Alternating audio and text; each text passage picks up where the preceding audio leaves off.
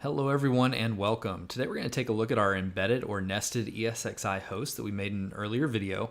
We're going to extend the primary VMFS volume or the primary data store. So one thing to note is this can only be done inside of the CLI. So the first thing we're going to do is we're actually going to extend the disk that we've assigned to this nested ESXi host. To do that, we'll go to vCenter, or if you're not running vCenter, you can go to your vSphere web interface.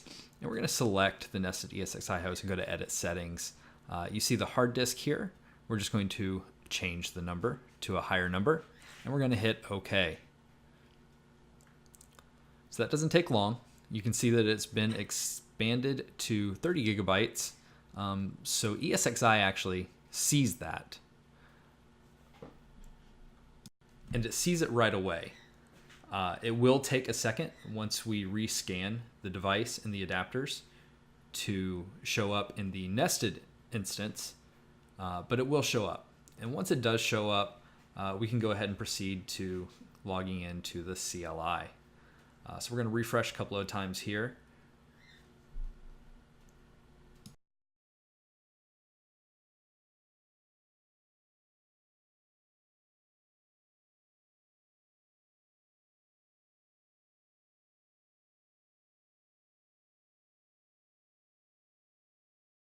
So let's hit refresh once again, and it's shown up. So now what we're going to do is we're actually going to go back to the host, and we're going to enable SSH for the host. This instance is already enabled, but I'm going to go ahead and show you how to enable and disable that. So you just go to Actions and Services and Enable Secure SSH. So that'll allow us to log in via PuTTY or whatever SSH client you use.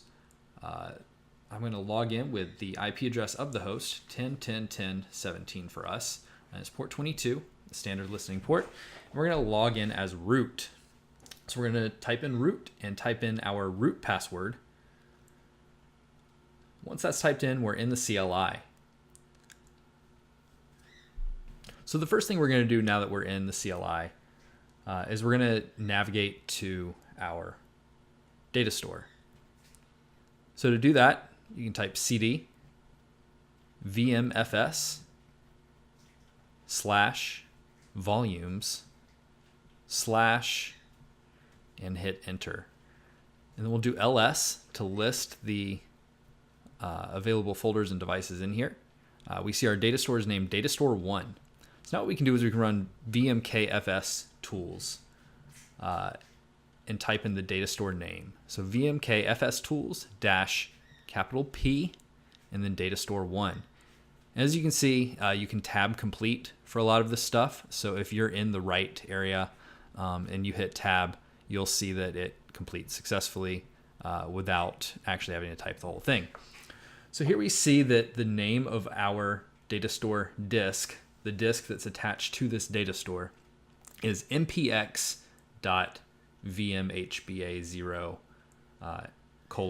:C0:T0:L0:3.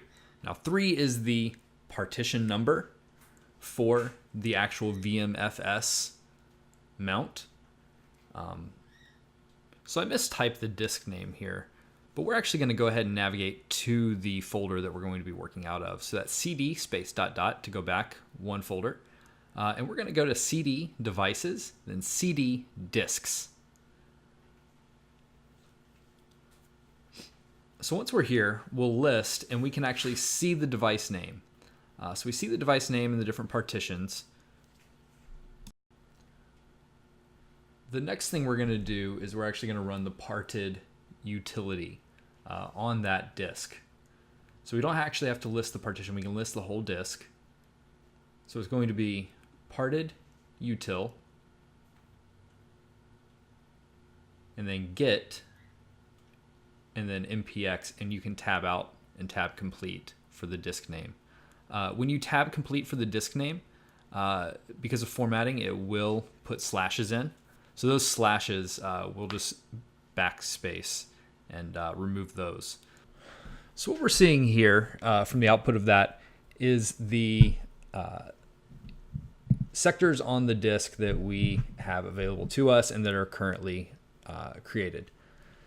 So we're going to run partedUtil again, and we're going to resize this disk. So the command for that is partedUtil resize. We put the device, which is MPX. We put the partition number, which is 3. We'll go ahead and remove those slashes again. But we can see the partition number is 3 for our VMFS volume. That's the last volume listed. And when we were looking earlier at the other folder, we saw that it was partition 3. So the next thing we're going to enter is the new starting sector. So the starting sector is going to be the exact same as the old starting sector.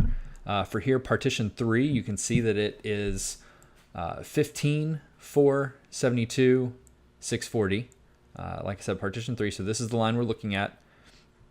And then we're going to put in the new end sector. So it's currently the 20, 97, 14, 86. But up here, we can see that the last usable sector is going to be 629.14560. Now you always want to use less than the available. Usually by 1 is okay. But I'm going to go significantly less, and I'm just going to go ahead and make it an even number and use 6 followed by 7 zeros. So the next thing we're going to do is we're going to hit enter. And what that does is that actually tells our VMFS volume that it can use this space. This is now available to the disk. This is now available to the VMFS partition.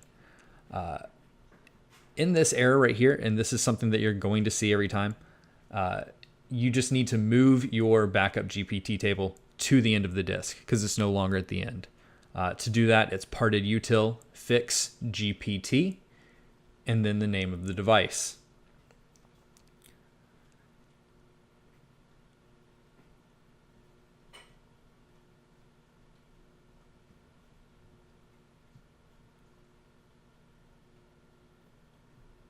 And hit enter after we remove the slashes.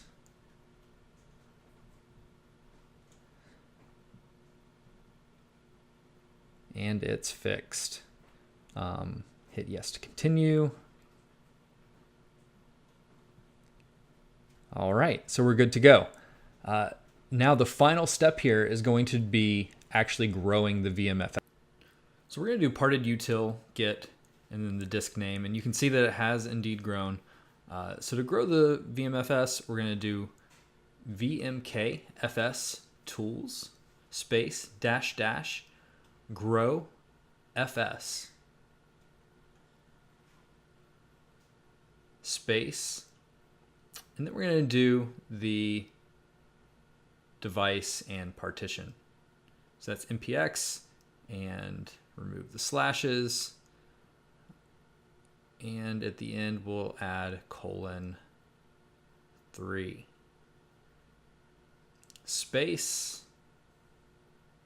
and we add the device again.